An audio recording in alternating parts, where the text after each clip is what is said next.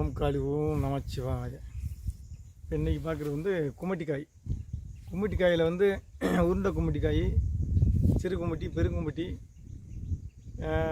முள்ளு கும்மட்டிக்காய், பொற்கும்மட்டிக்காய், சிறு கும்மட்டி, பெருங்கும்மட்டி அப்படின்னு பல வகையான கும்மட்டிக்காய் இருக்குது.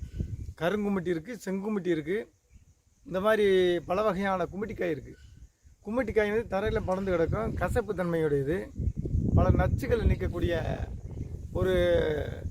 ஒரு சக்தி அதுக்கு இருக்குது. அது ஏற்கனவே கசக்கும், அது ஒரு இது. அது கடினமான நச்சை நீக்கக்கூடிய இது ஒரு நச்சு. இப்போ இந்த கும்மட்டிக்காயில் வந்து இன்றைக்கி பார்க்க வேண்டியது பொற்கும்மட்டிக்காய், முள்ளு கும்மட்டிமாங்க. கும்மட்டிக்காயிலேயே பொற்கும்மட்டி. அது என்ன எப்படி இருக்கும்னா, பொற்கும்மட்டி ஏன் வச்சாங்கன்னா, பழுத்துருச்சுன்னா தங்க கலரில் இருக்கும், பசும் மஞ்சளில் இருக்கும். பசும் மஞ்சள் கலரில் தங்க கலரில் அந்த கும்மட்டிக்காய் இருக்கும். அந்த அரிதான கும்மட்டிக்காய் தான் பொற்கும்மட்டிக்காய், முள்ளு கும்மட்டின்னு சொல்லலாம். ஏன்னா காயில் பூரா முள்ளாக இருக்கும். அந்த தான் இன்றைக்கி பார்ப்போம்.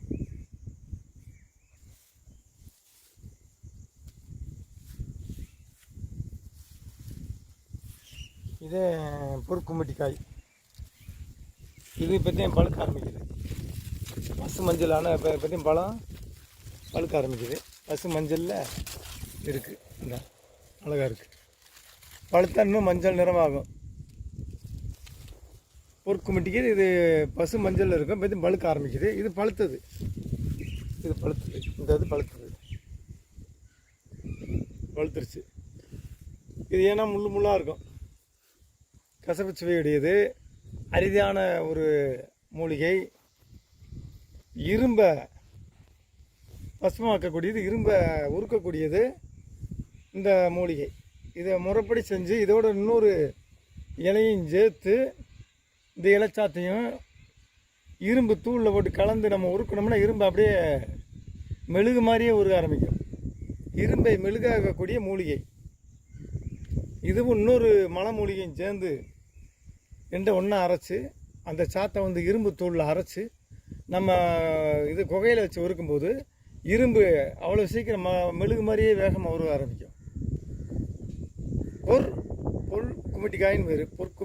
பொற்கும்மட்டின்னு பேர், முள்ளு கும்மட்டின்னு பேர். தங்க கும்மட்டி, தங்க கலரில் இருக்கனால பசும் பொண்ணு மாதிரி இருக்கும், பசும் மஞ்சளில் இருக்கும் பொற்கும்மட்டிக்காய்.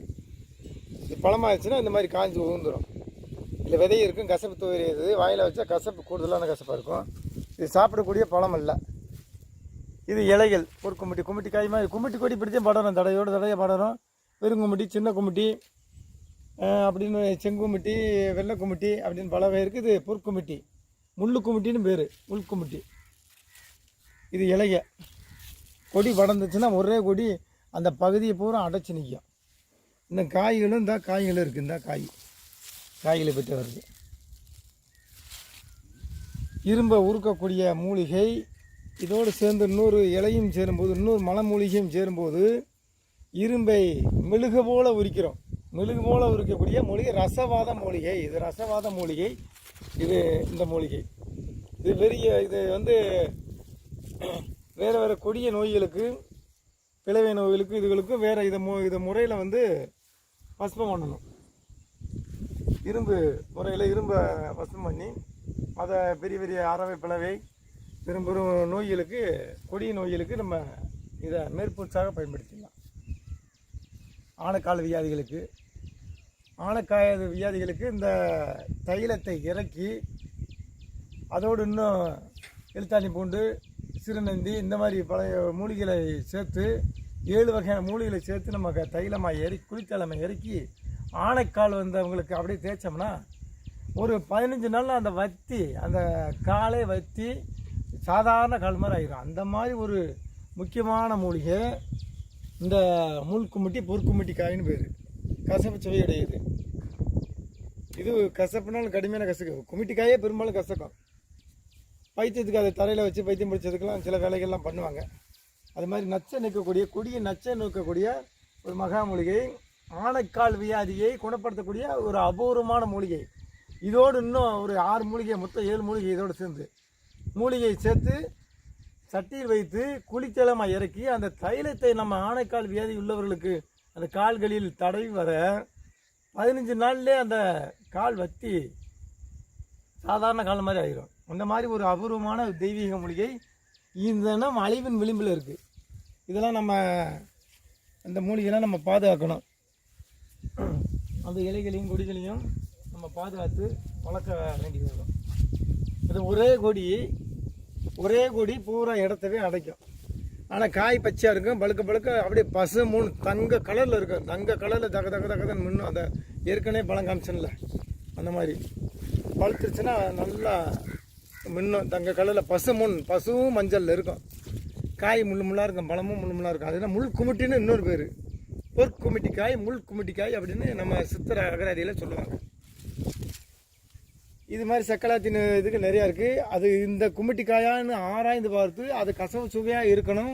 சுவையாக இருந்தாத்தான் அது குமிட்டிக்காயின்னு நம்ம ஆராய்ந்து சுவையை பார்த்தோம், அதை முகர்ந்து பார்த்தோம் நம்ம கண்டுபிடிக்கலாம்.